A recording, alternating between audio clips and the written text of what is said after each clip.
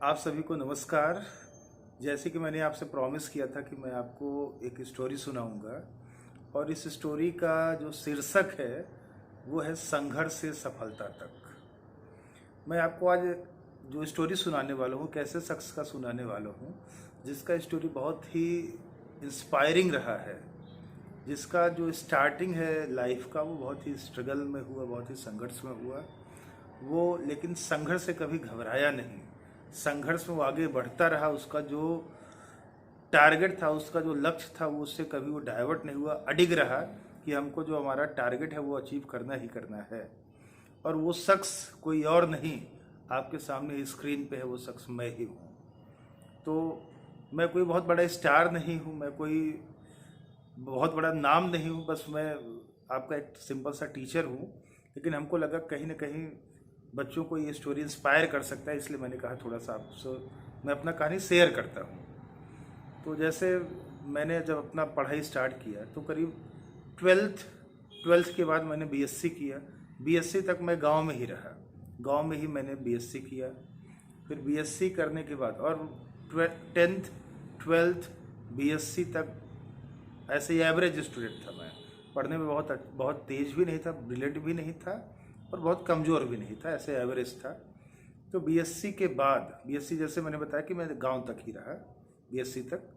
फिर बीएससी के बाद मैं बाहर निकला एमएससी करने के लिए, मैं बाहर निकला, एमएससी की। एमएससी में भी कुछ चीज़ें, बहुत सारी चीज़ें हमको पता लगी।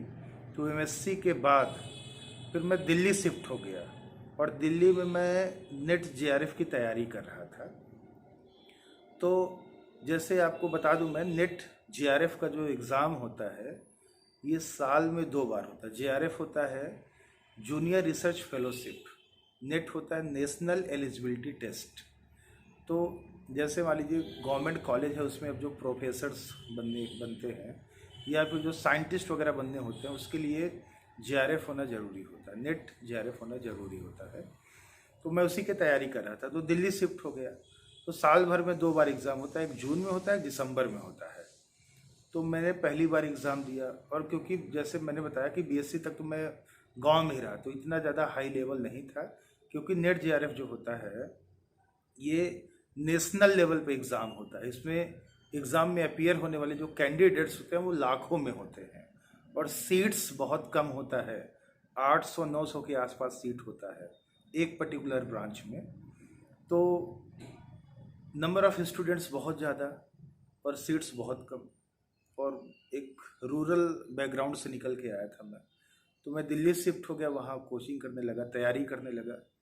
तो 6 महीने बाद एग्ज़ाम दिया मैंने, नहीं सिलेक्शन हुआ। फिर दिसंबर में एग्ज़ाम दिया, 6 महीने बाद नहीं सिलेक्शन हुआ। फिर मैंने 2 बार और एग्ज़ाम दिया, 4 बार लगातार मैंने एग्ज़ाम दिया, सिलेक्शन नहीं हुआ। लगातार 4 बार एग्ज़ाम दिया। तो 2 साल, लगभग मैंने 2 साल मैं दिल्ली में रहा और दिल्ली में रहने के बाद सिलेक्शन नहीं हुआ। और उसी टाइम पे ही घर पे जो पापा का जॉब था, मेरे फादर का जो जॉब था वो जॉब छूट गया, प्राइवेट जॉब था वो छूट गया। तो फिर घर पे इकोनॉमिक क्राइसिस, पैसे का इस थोड़ा सा घर पे क्राइसिस होने लगा। फिर हमको मजबूरन दिल्ली छोड़ना पड़ा और जो मेरा स्टडी था वो थोड़ा सा हैम्पर हुआ। तो फिर मैं गाज़ियाबाद शिफ्ट हो गया। वहाँ से मैं, दिल्ली के नज़दीक है गाज़ियाबाद, गाज़ियाबाद शिफ्ट हो गया। और उसी टाइम पे ही घर से, जैसे मैं भाइयों में अकेला हूँ, मैं अकेले भाई हूँ, तो घर पे बहुत ज़्यादा प्रेशर पड़ा था शादी ब्याह का कि शादी कर लो, मैरिज कर लो। तो मैंने घर वालों पे ही छोड़ दिया, ठीक है मैं मैरिज कर लेता हूँ, ठीक है। घर का बहुत ज़्यादा प्रेशर था, तो मैंने मतलब एमएससी के साल भर बाद ही मेरा मैरिज भी हो गया। तो मैं मैरिज करके फिर दोबारा से इधर गाज़ियाबाद में आ गया। तो फिर तब भी लेकिन मैं पढ़ाई अपना कंटिन्यू रखा और घर पे इकोनॉमिक क्राइसिस भी आ गया। फिर तो मैंने गाज़ियाबाद में एक कॉलेज ज्वाइन किया पढ़ाने के लिए। तो कॉलेज में मैं करीब 2 साल पढ़ाया। तो कॉलेज में मैं 7 घंटे कॉलेज में पढ़ाता था। सुबह करीब 9 बजे से 4:30 बजे के आसपास, 9:30 से 4:30 था टाइम, मैं कॉलेज में रहता था। और 9 बजे के पहले 7 से 9 मैं अपना खुद ट्यूशन टाइप का पढ़ाता था बच्चों को। और फिर उधर 5 से, इवनिंग में 5 से 7 तक मैं पढ़ाता था। और लगातार मैं करीब 12 घंटे के आसपास मैं टीचिंग करता था। उसके बाद फिर रूम पे आता था, घर पे आता था अपने, तो थोड़ा सा रेस्ट करना होता था, खाना बनाना होता था, जो कपड़े वगैरह है वो सब वॉश करना, सब खुद ही करना है। उसके बाद फिर अपना भी स्टडी करना होता था। लेकिन मेरा जो स्टडी है वो कहीं ना कहीं हैम्पर तो हुआ, लेकिन मैं पढ़ने का टाइम निकाल लेता था। नेट और जेआरएफ की जो मेरी तैयारी थी, मेरा जो चार बार मैंने अटेम्प्ट किया उसमें मेरा नहीं निकला, तो मैं उसके लिए भी टाइम निकाल लेता था। तो मैं कॉलेज में भी पढ़ाता था, प्लस सुबह शाम बच्चों को भी पढ़ाता था। तो ऐसे ही मेरा करीब 2 साल ऐसे निकल गया। तो मैं लगा रहा, मैंने हार नहीं माना। घर में इकोनॉमिक क्राइसिस था, तो कॉलेज में बहुत कम, करीब वही 15-16 हज़ार रुपये मिलता था। तो उसमें अपना भी बचाना होता था, अपना भी खर्च था, घर भी भेजना होता था। और सुबह शाम जो अलग से मैं पढ़ाता था तो उससे भी कुछ पैसे मिल जाते थे, तो कुछ अपना पैसा बचा के फिर बाकी मैं सारा पैसा घर भेज देता था। तो ऐसे ये चलता रहा। फिर मैं आपको बताऊं, जब मैंने नेट का एग्ज़ाम दिया, जेआरएफ का एग्ज़ाम दिया मैंने, तो उसमें मेरा 24th रैंक आया ऑल ओवर इंडिया। रिजल्ट जो मेरा आया 24th रैंक था। बहुत ही ऐतिहासिक रिजल्ट आया, हिस्टोरिकल रिजल्ट आया, all over India 24th rank. और ये जब मैंने पढ़ाना स्टार्ट किया तब आया रिजल्ट। और मैं जो बच्चों को कोचिंग कराता था वो भी नेट का ही कोचिंग कराता था, इवनिंग में जो पढ़ाता था। और मेरे कोचिंग से 5 बच्चों का सिलेक्शन हुआ, 5 बच्चों का।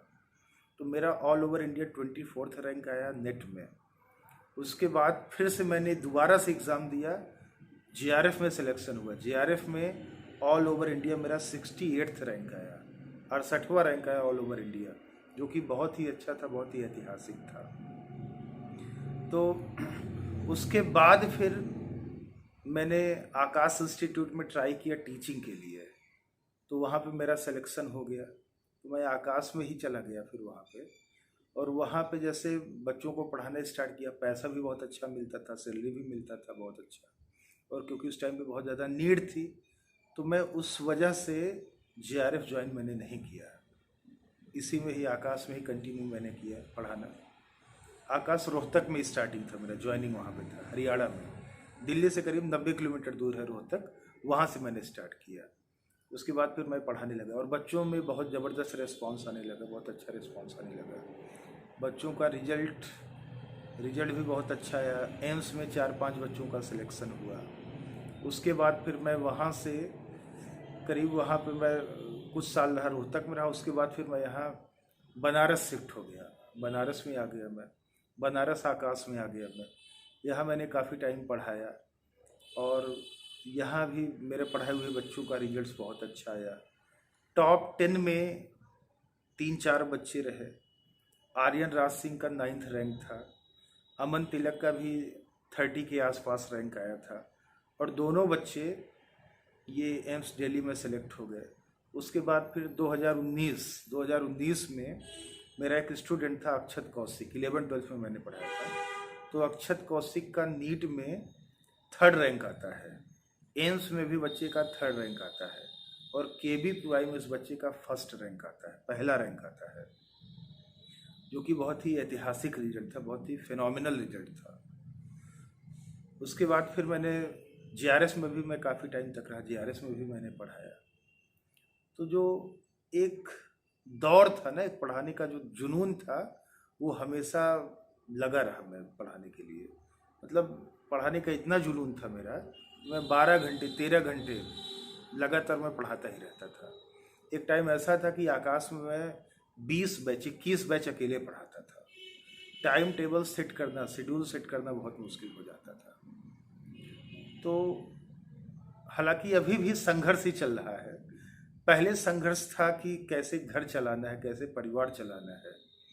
अब संघर्ष इस बात का है कि जो बच्चे पढ़ रहे हैं उनको कैसे मंजिल तक पहुंचाया जाए।